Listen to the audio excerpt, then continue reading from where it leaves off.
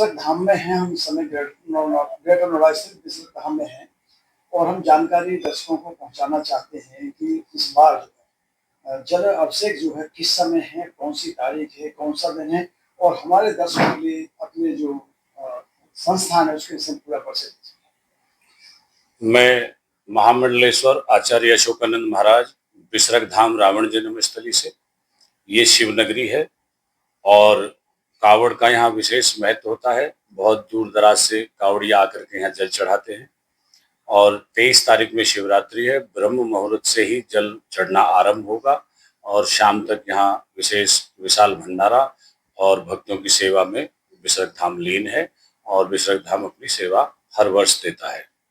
तो ये रावण जन्म स्थली है, यहाँ शिव नगरी भी इसको कहते हैं और ये प्राचीन तीर्थ क्षेत्र है। बिसरक जैसे भारतवर्ष के सभी तीर्थ है, वैसे बिसरक भी एक तीर्थ क्षेत्र में आता है और इसका प्रचार प्रसार हम धीरे धीरे कर रहे हैं और करते रहेंगे। जी, लगभग कितने दूर दूर से हम लोग जल अभिषेक करने जाते हैं? जी, वैसे तो यहाँ पूरे देश से लोग आते हैं, लेकिन इस बार जो शिवरात्रि पर कुछ लोग श्रीलंका से भी यहाँ पधार रहे हैं और उनके साथ में विश्व कल्याण के लिए महायज्ञ किया जाएगा और उसके बाद में जलाभिषेक करा करके, यज्ञ करा करके और उन लोगों को भी यहाँ पर शिव पूजन का मौका दिया जाएगा। एक सवाल है गुरुजी मेरा, इस समय अब की बार हम क्या देख रहे हैं कि जो शिव भक्त होते हैं, कांवड़िया हैं, कुछ उनके साथ में उत्तराखंड में देख रहे हैं कि पुलिस द्वारा डंडे भी बरसाए जा रहे हैं। कुछ शिव भक्त भी इस तरह के हैं कि किसी की होटल की तोड़फोड़ कर रहे हैं, किसी की गाड़ी की। उस विषय में आप क्या विचार व्यक्त करना चाहते हैं, शिव भक्तों को क्या संदेश देना चाहते हैं? देखिए, मेरा ये कहना है कि सनातन धर्म के पीछे बहुत सारी ऐसी शक्तियां हैं जो देश विदेश में सनातन के पीछे पड़ी हुई हैं।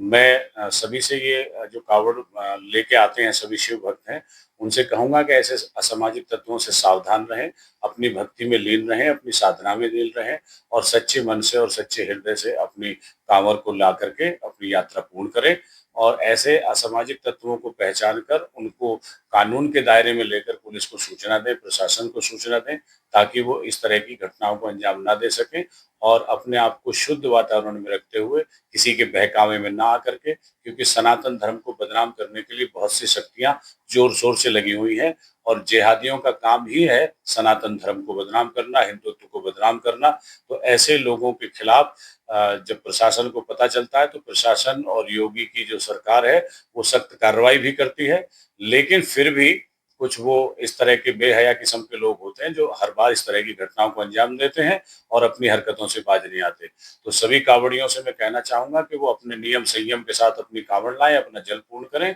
और तोड़-फोड़ आदि की जो उकसावे में आकर के इस तरह की कोई भी हरकत ना करें। अभी एक अभियान चलाया हुआ है जिन्हें गायत्री मंत्र याद नहीं, भोले का नहीं, हनुमान चालीसा काफी जो नकली बाबा भी पकड़े गए हैं। जी, उस विषय में क्या संदेश देना चाहते हैं? जी, ऐसे बहुत हैं जो मुस्लिम लोग हैं जो बाबाओं का भेष बना करके रहते हैं, तो उनको कहाँ से गायत्री आएगी, कहाँ से उनको महामृत्युंजय मंत्र आएगा। तो ऐसे लोगों को भी चिन्हित करने की आवश्यकता है और ऐसे